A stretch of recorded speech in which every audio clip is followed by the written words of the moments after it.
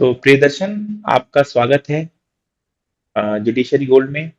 और thank you sir. आपको और आपके पूरे परिवार को बहुत बहुत बधाई और शुभकामनाएं, क्योंकि ये बहुत बड़ी चीज है जो आपने अचीव करी है। तो थैंक यू सो मच। हाँ, तो अब बहुत सारी बातें हैं जो कि हमें भी आपसे करनी है, और जो भी हम आपसे बात करेंगे उसका एक बहुत इम्पोर्टेंट एस्पेक्ट ये रहने वाला है कि जो और कैंडिडेट्स हैं जो अब एग्जाम में अपियर होंगे, कुछ होंगे जिनका सिलेक्शन नहीं हो पाया होगा, कुछ उनने गलतियां कर दी होंगी हो सकता है, उनको सुधार करने के लिए हमको अगर डायरेक्शन देना है, या कोई बच्चे जो कि अब तैयारी कर रहे हैं, तैयारी शुरू कर रहे हैं, उन सबका मार्गदर्शन भी हमारा जो है एक पर्पस रहने वाला है। तो आपके बारे में तो आपसे हम बात करेंगे ही, मगर हाँ, उन बच्चों के लिए हम गाइडेंस भी देखेंगे, हाँ भाई कैसे उनको आगे बढ़ना चाहिए अपनी प्रिपरेशन में। तो सबसे पहले तो आप मुझे थोड़ा अपने बारे में और अपनी तैयारी के बारे में, आपका क्या अप्रोच रही पूरे एग्जाम के तरफ, थोड़ा उसके बारे में बताइए। जी सर। सर, जैसा कि आपको पता है मेरा नाम प्रियदर्शन गोस्वामी है। मैं छतरपुर मध्य प्रदेश का रहने वाला हूँ। मेरी 12th तक की स्कूलिंग भी महर्षि विद्या मंदिर छतरपुर से हुई है।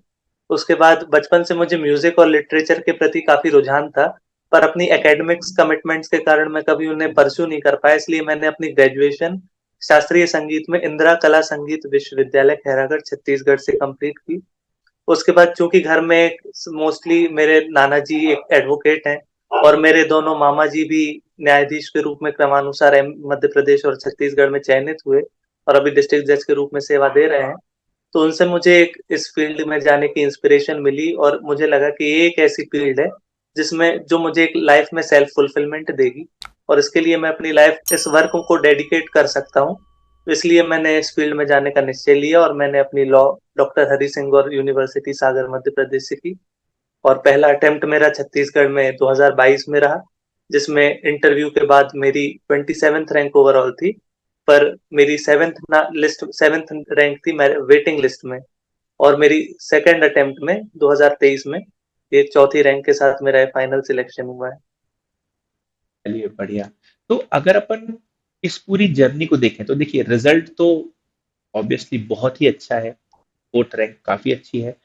मगर इस जर्नी की शुरुआत में अगर हम जाएं, तो शुरुआत आपने कब से करी थी? मतलब कई बार बच्चे पूछते हैं कि सर, मुझे लॉ के कौन से ईयर में पढ़ाई या तैयारी शुरू कर देनी चाहिए, तो आपकी इस बारे में क्या अप्रोच थी? सर, मैंने जिस दिन से एलएलबी का कोर्स ज्वाइन किया था उसी दिन से मेरा फिक्स था कि मुझे जज ही बनना है और उसी उद्देश्य से मैंने ये फील्ड चूज की थी। तो शुरुआत से ही मेरा अप्रोच हमेशा ये रही कि मेरी प्रिपरेशन हमेशा जुडिशियल सर्विसेज सेंट्रिक हो, जो उसकी डिमांड है एमपी और जो मेरे टारगेट स्टेट्स हैं उनको लेकर। तो शुरू से ही जो सिलेबस में जो सब्जेक्ट उसका करिकुलम का पार्ट है उस पे मैंने स्पेशल फोकस किया और अदर सब्जेक्ट्स को मैंने केवल एलएलबी के पर्पज से ही पढ़ा। फॉर एग्जाम्पल सी जो कोर सब्जेक्ट है सीपीसी सीआरपीसी एविडेंस आईपीसी, तो ये किसी भी अपनी पूरी लीगल एक्यूमेन का एक बेस है। तो इन पर कमांड बनाने के लिए मैंने शुरुआत से वर्क किया। और कोविड के दौरान फिर मैंने अपना राहुल आईएएस से फाउंडेशन कोर्स ज्वाइन किया और वहां से भी मुझे अपनी इसमें जर्नी में प्रिपरेशन जर्नी में बहुत सिग्निफिकेंट हेल्प हुई। और घर में एक डिस्कशन का माहौल है लॉ के प्रति, क्योंकि छोटा भाई भी लीगल फील्ड में ही है और बाकी सब भी उसी फील्ड से हैं। तो एक कोई भी नया केस लॉ आ रहा है या कोई भी रिसेंट लीगल डेवलपमेंट हो रहा है तो एक डिस्कशन होता रहता था और एक प्रिपरेशन मूड हमेशा से ऑन रहा, तो उससे मुझे काफी हेल्प मिली। ये एक काफी अच्छा जो है एक अप्रोच है कि क्योंकि हमको ये शुरू से ही पता अगर है कि हमको जुडिशरी में ही जाना है, तो कम से कम जो टारगेटेड स्टेट्स हैं, जैसा कि आपने कहा कि आपका एमपी है या छत्तीसगढ़ है, तो जो सब्जेक्ट्स वहां पर आ रहे हैं उनके प्रति जो है हमारा जो है काफी डेप्थ में नॉलेज हमको गेन करना शुरू कर देना चाहिए शुरुआत से ही। तो ये तो काफी अच्छी बात है। अच्छा, इसके अलावा एक चीज जो आपने और मेंशन करी कि जो मेरे टारगेटेड स्टेट्स थे, तो अब बच्चे ये भी पूछते हैं कि सर मैं कौन कौन से स्टेट्स को टारगेट करूं, और अ, कितने स्टेट्स टारगेट करूं, एक करूं, दो करूं, तीन करूं, कितने करूं? तो इस बारे में आप कैसा या क्या गाइडेंस देंगे बच्चों को? सर कितने स्टेट्स टारगेट करने चाहिए, एक अपनी इसके लिए अपना सेल्फ एनालिसिस करना चाहिए कि हमारी कैपेसिटी कितनी है, हम कितनी जल्दी प्रिपरेशन शुरू कर रहे हैं। यदि हम लेट प्रिपरेशन शुरू कर रहे हैं तो हम 1 या 2 स्टेट्स ही टारगेट करना सही होगा जिनका सिमिलर पैटर्न है। और यदि आप बहुत जल्दी और एक बहुत एनालिटिकल और इन डेप्थ आपने तैयारी शुरू कर दी है, तो आप उतने ही ज़्यादा स्टेट्स को टारगेट कर सकते हैं। और चूँकि मेरा उद्देश्य मध्य प्रदेश, छत्तीसगढ़, राजस्थान ये 3 स्टेट्स ही थे और इनका सिलेबस, इसलिए मैंने इनका सिलेबस को इन डेप्थ स्टडी किया और इनकी डिमांड को समझा और उसी डायरेक्शन में मैंने अपनी प्रिपरेशन करी। ये भी जो है, ये एक काफी अच्छा एस्पेक्ट है जो आपने शेयर किया कि हाँ भाई, मैंने एक अपना स्टेट चूज किया और जो उसके ऐसे स्टेट्स थे जिनका सिलेबस रिजेंबल कर रहा था, वो भी मैंने साथ में टारगेट करना जो है चालू किए। ठीक है।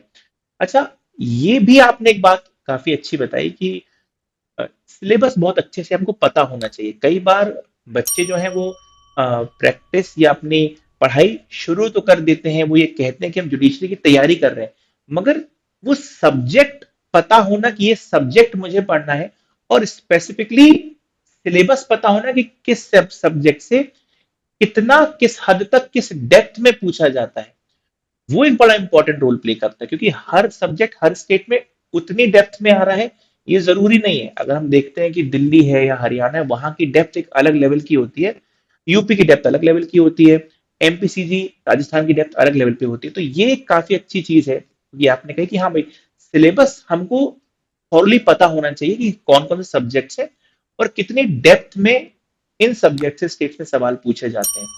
अच्छा, एक चीज और है, वो ये कि प्री और मेंस की तैयारी साथ में करें कि प्री के तैयार होने के बाद मेंस पढ़ना शुरू करें।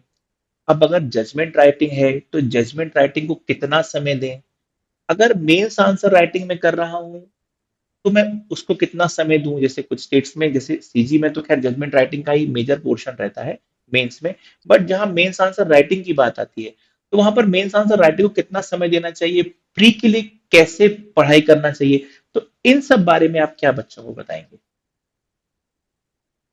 मेरा मानना ये है कि प्री और मेंस और इंटरव्यू ये बाइफरकेटेड तैयारी नहीं होती है। मेन तैयारी होती है कि जो सब्जेक्ट सिलेबस का पार्ट है उन पे आप कितना थोरो कमांड अपना डेवलप कर पा रहे हैं। वो सब्जेक्ट्स आपके back of the hand prepare होने चाहिए। और मेरा शुरू से स्ट्रेटेजी ये भी रही है कि एमपी में जैसे बेयर एक्ट बेस्ड मेंस होता है, तो जो मेरे साथ के अदर सीनियर्स थे और जो बैचमेट्स थे, तो वो उतना ही मतलब डायरेक्ट बेस्ड पढ़ने पे ही फोकस रखते थे, पर मुझे हमेशा एक इन डेप्थ और एनालिटिकल अप्रोच रखना मुझे शुरुआत से ही पसंद था। तो जिसका फायदा मुझे अभी रिसेंट के एमपी मेंस में भी देखने को मिला, क्योंकि इस बार पूरा एमपी में और राजस्थान में पैटर्न एकदम सिग्निफिकेंटली चेंज हुआ और डायरेक्ट बेस्ड कम होते हुए एक बहुत ही एनालिटिकल और प्रैक्टिकल बेस्ड पेपर देखने को मिला।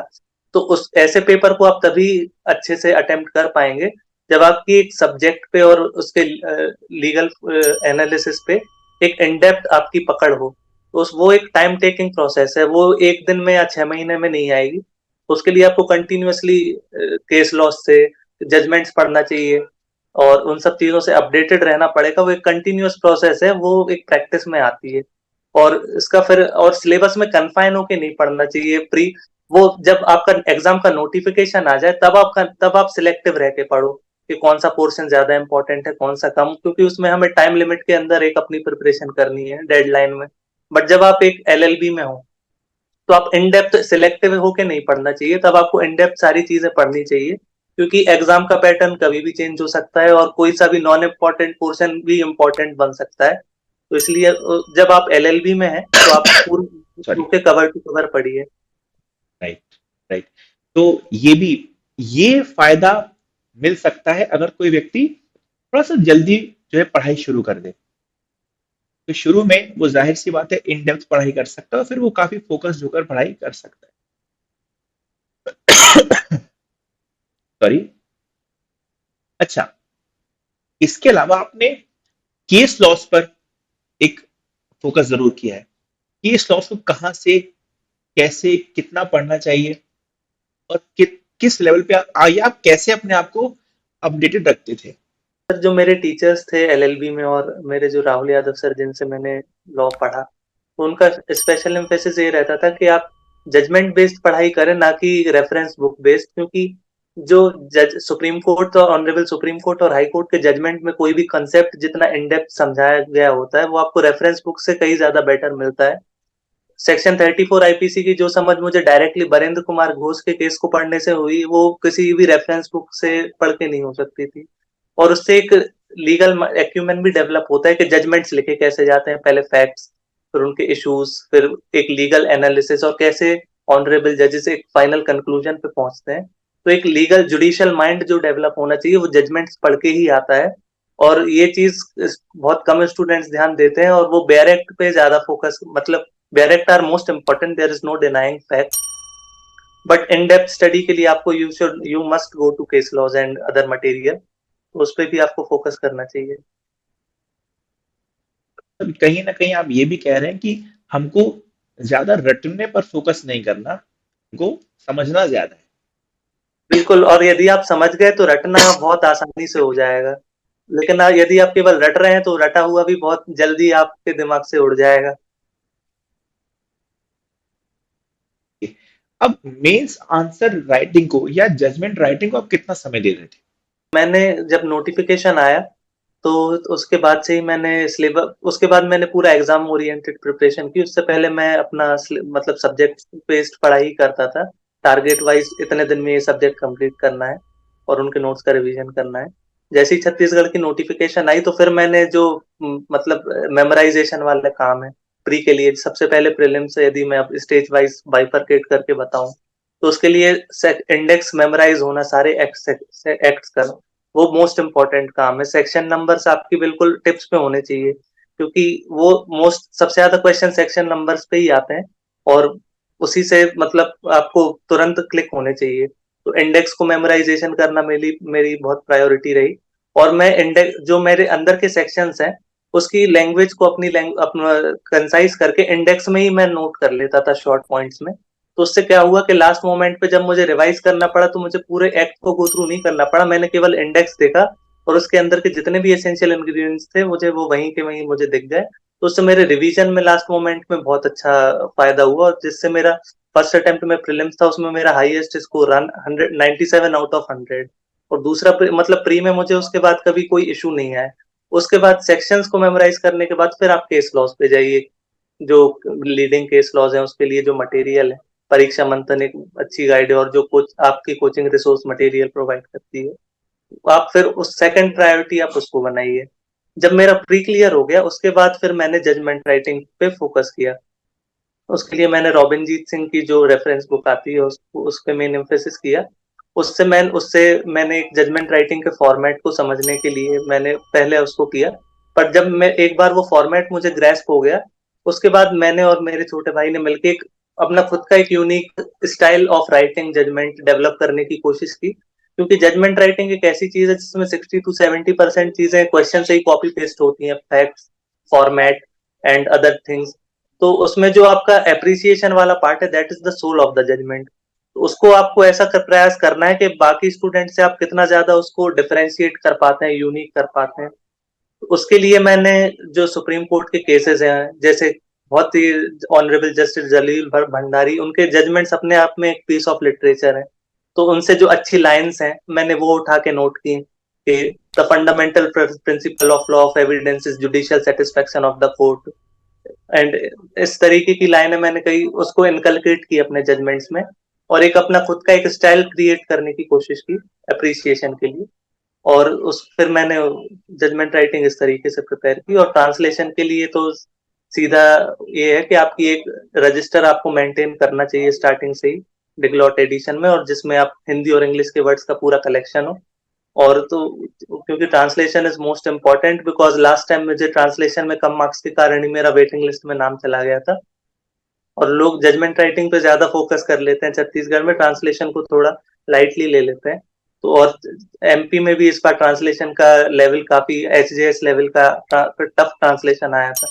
तो आप एलएलबी के टाइम से ही और जितना अर्ली ऑन हो सके ये सब ऐसे राइटिंग, ट्रांसलेशन, जजमेंट, इन पे स्टार्टिंग से ही फोकस रखें, इनको लास्ट मोमेंट के लिए ना छोड़ें, मेरी एडवाइस रहेगी। और अपना एक रजिस्टर बनाएं जिसमें आप हिंदी इंग्लिश के वर्ड्स की एक पूरा आपका एक कलेक्शन हो, लास्ट मोमेंट पे रिवीजन में वही सबसे ज्यादा, यही मटेरियल है जो आपको सबसे ज्यादा हेल्प करेगा। एक और चीज, कई बार क्या कभी ऐसा हुआ कि आप थोड़ा सा डीमोटिवेट फील कर रहे हो, या आपको लग रहा हो कि आगे सिलेक्शन होगा या नहीं होगा? अगर ऐसा कुछ भी हुआ, तो आपने इस परिस्थिति को या इस टेम्परामेंट को कैसे डील किया? ये कल ही हो रहा था, कल रात 8:30 बजे तक, सुबह 5 बजे से लेके मैं बहुत ही डिमोटिवेटेड और बहुत ही मतलब डिप्रेस था, क्योंकि 27th रैंक आने के बावजूद भी मैं फाइनल लिस्ट में नहीं था। तो ये अपने मतलब उसके बाद से ही मुझे काफी डिमोटिवेशन था। और ये एक पार्ट ऑफ प्रिपरेशन जर्नी है कि डिमोटिवेट हम सभी होते हैं, लेकिन आपको कांस्टेंट, आपको उसका निकलने का एक ही रास्ता है कि आप पूछिए कि आपको जज क्यों बनना चाह रहे हैं, और आपके पास इसके अलावा कोई ऑप्शन नहीं है। यदि आपने अपनी लाइफ के लिए कोई चीज चुनी है, तब आपका जॉब है कि आप उसके प्रति ईमानदार रहें और उसके लिए अपनी पूरी सिंसियरिटी से वर्क करें। और यदि आप ऑनेस्टी से अपने हार्ड वर्क कर ली, तो उसके बाद भले ही आपको रिजल्ट ना भी मिले तो वो उतना वरी नहीं करता, और वो मेहनत आपको आगे अगले अटेम्प्ट में काम आएगी, जो कि मेरे साथ भी हुआ। इस सेकंड अटेम्प्ट में मैंने पिछले अटेम्प्ट से लगभग आधी पढ़ाई की, क्योंकि सेम टाइम पे मेरा आरजेएस का भी मेंस था 5 दिन बाद, तो मेरा पूरा फोकस आरजेएस मेंस पर था। और जो मेरी फर्स्ट अटेम्प्ट की जो मेरी प्रिपरेशन थी छत्तीसगढ़ के लिए, वही मुझे सेकंड अटेम्प्ट में भी काम आई, कि उस पे कम टाइम डिवोट करने के बावजूद भी मैं उस पेपर को अच्छे से अटेम्प्ट कर पाया और फाइनल लिस्ट में मेरा नाम आया। तो आपकी प्रिपरेशन कभी वेस्ट नहीं जाएगी, और बिकमिंग अ जज is a means, it is not an end. The ultimate end of legal profession is to do justice and to achieve self fulfilment through service of society. तो वो चाहे वो आप आगे जाके लिटिगेशन के माध्यम से भी कर पाएंगे, और टीचिंग के माध्यम से भी कर पाएंगे, सोशल सर्विस के माध्यम से भी कर पाएंगे। जज बनना इज नॉट द एंड। तो आप ये माइंड सेट लेके हमेशा चलें, तो आपको कभी डिमोटिवेशन नहीं हो। ये काफी अच्छी बात आपने कही। तो प्रियदर्शन, एक बार फिर से मेरी और पूरी जुडिशरी गोल्ड की टीम की तरफ से आपको और आपके परिवार को बहुत बहुत बधाइयाँ और शुभकामनाएं। और आप ऐसे ही तरक्की करो। आपने काफी अच्छी बात बोली, और जिससे सभी को सीख लेनी चाहिए कि it is means not an and. तो ये हम कह सकते हैं कि ये शुरुआत है ना? और आप सर, ऐसे ही जो है। I would also like to thank the whole team of Judiciary Gold, because they helped me throughout in the preparation of interview. And as आपको जैसा पता है कि interview is the last leg of the whole selection process, और जो mock interviews के through मुझे self confidence जो डेवलप हुआ, जो मुझे मेरी मिस्टेक्स पता चली, उसका मुझे फाइनल इंटरव्यू में परफॉर्मेंस में बहुत ही ज्यादा हेल्प हुई। और लास्ट अटेम्प्ट में मेरे हाईएस्ट मार्क्स इंटरव्यू में थे, 13 आउट ऑफ 15। उसका भी एक बड़ा रोल प्ले किया आपके मॉक इंटरव्यू ने। तो उसके लिए मैं तहे दिल से आपका और आपकी पूरी टीम का, जुडिशरी गोल्ड फैमिली का बहुत बहुत शुक्रगुजार हूँ। कि आपको भी बहुत बहुत शुभकामनाएं। आप ऐसे ही तरक्की करते रहे, आगे बढ़ते रहे, यही हमारी शुभकामनाएं। Thank you so much sir. Okay, thank you. Thank you sir.